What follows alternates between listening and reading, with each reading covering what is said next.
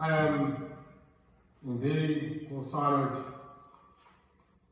to be in your presence.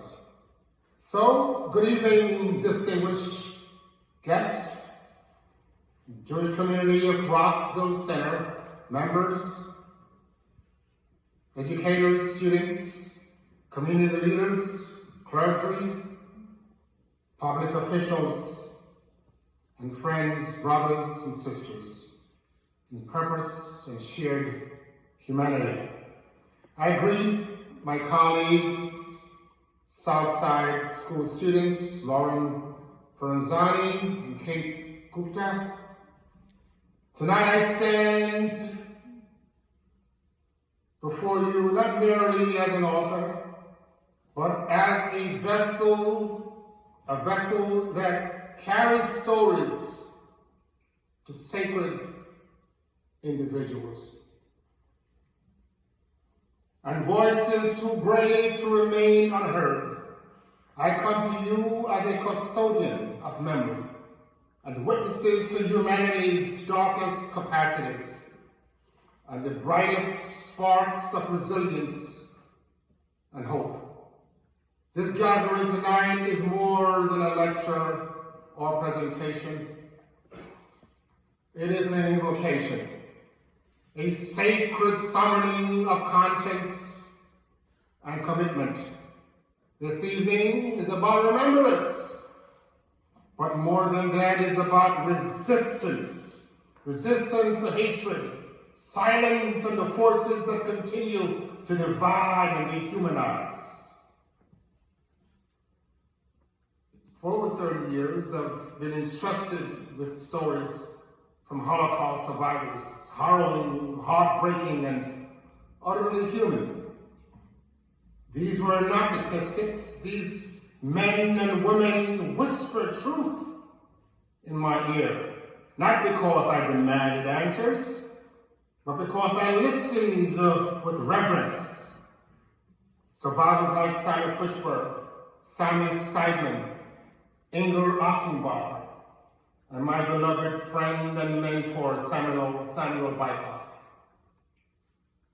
Their voices echoed not just in my heart, but through every word in the book I bring to you tonight. One of humanity's darkest hours, the untold story of the Holocaust. It's a curriculum in a book. It is not merely a book. It is a bridge between the past, the present, between strategy and testimonies, between silence and courage. It is a curriculum with a conscience embedded with QR codes, interactive technology, and chatbot tools to make history not only accessible, but alive.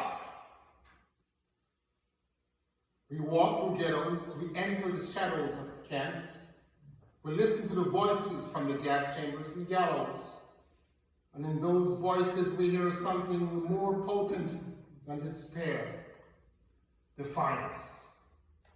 We hear humanity clawing its way through history's darkness and history's darkest corners, declaring, "You may take my life, but you will not erase my name."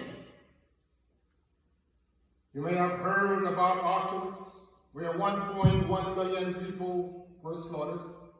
You may have heard about Treblinka, where 900,000 were murdered.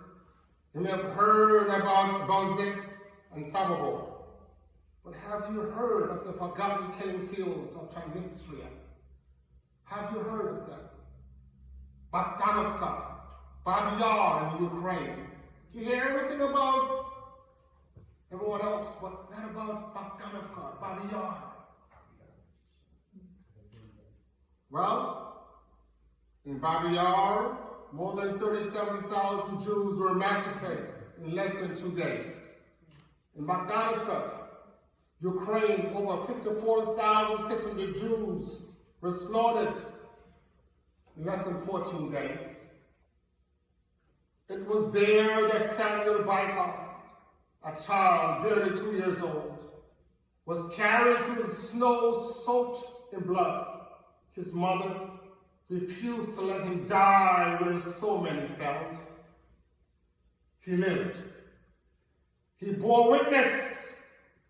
And decades later, Samuel, my mentor, walked with me on that sacred ground where 29 members of his families were murdered. We stood together, two sons of survival from different genocide, linked by a shared cry, never again. So I must say this clearly, never again is not a Jewish cry alone. It is a human cry. And tonight I ask every heart in this room, do you hear it? Will you answer it? People from all avenues of life ask, Mr. Bill, yes, why do you, a black man, dedicate so much of your life to telling the story of the Holocaust? And my answer is, it remains the same all the time. Because I have seen what happened when the world remains silent. I know the stench of injustice. I know the pain of having your humanity reduced to a threat. When I study the ghettos of Warsaw, I see the ghettos of Detroit and Harlem and in Chicago. When I read about yellow stars, I remember the red lining and the Jim Crow. When I see the cattle cars, I remember the slave ships. Our pain may wear different uniforms, but the cry is the same. And now, allow me to speak from my soul, my heart, with unshakable moral conviction. On October 7th, 2023, the state of Israel was attacked by Hamas. Terrorists stormed peaceful kibbutzim, raped the women, beheaded men, set homes ablaze, and slaughtered innocent Jewish lives, babies in their cribs, elders in wheelchairs, children at play. They did not attack the soldiers. They attacked the soul of the people. And I ask you tonight, what do you do when evil crosses your threshold and it sets your house on fire? Well, you extinguish it. You rise, you defend, because justice without defense is not justice. It is surrender. Israel has not just the right, but the duty to defend its citizens, to uproot the evil that threatens her existence. So to say, not in revenge, but in a moral clarity, you will not murder our people and go unchallenged. And yet, some in the world are confused. Some point out fingers at Israel for daring to fight back. But I ask those people, where were you? Where were you? And where were your tears when the babies were butchered? Where were you? And where were your voices when older people were burned alive? Silence in the face of terrorism is complicity. If your daughter were kidnapped, would you not go to the ends of the earth to bring her home? If your synagogue were bombed, would you not demand justice? You must not moralize genocide. You must not negotiate with hatred. And you must not ask those who bleed to apologize for defending their right to exist. Let it be said here tonight, the defense of Israel is the defense of civilization. Because when a nation rises to protect its innocence, it affirms a sacred truth that life is worth fighting for. This book this movement, this message, is not just about the past. It's about the battle for truth happening right now. And the battlefield is not only Gaza or Jerusalem. The battlefield is TikTok. It is the university lecture hall. It is the dining table's conversation. It is the silence we allow when someone makes an anti-Semitic joke and we do not correct them. We're fighting an invisible war against apathy, distortion, and denial. We must fight it with education, empathy, and unwavering resolve. Let me be even more personal. When I stood at that blood-soaked ground in Bakhtanovka, where the 54,600 Jews were massacred in Ukraine, I did not just see only Jewish graves. I saw the graves of the unborn children in Rwanda, the silenced women of Darfur, the chained souls of the Middle Passage. I saw what happens when hatred is allowed to fester and propaganda normalized, when the good people remain silent.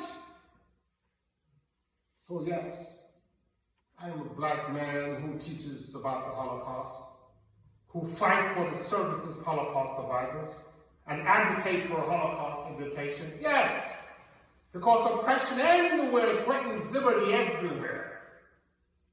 Because the pain of the Jewish people is not an isolated story. It is a warning, and we ignore it at our peril. Let us not allow history to repair or to repeat itself, not because it must, but because we allow it. Let us rise as guardians of memory, as young Southside students, Lauren Faranzani and Kate Gupta. Let us be fierce in our compassion. Let us teach until ignorance has no sanctuary. Let us love so loudly that hate is drowned out forever. And when they ask what we did in the face of rising hate, we will say, we remembered, we resisted, we rose. So to my fellow educators, leaders, students, freedom fighters, let this book be your weapon. Let it be your armor, let it be your song. Never again, it's not just a phrase.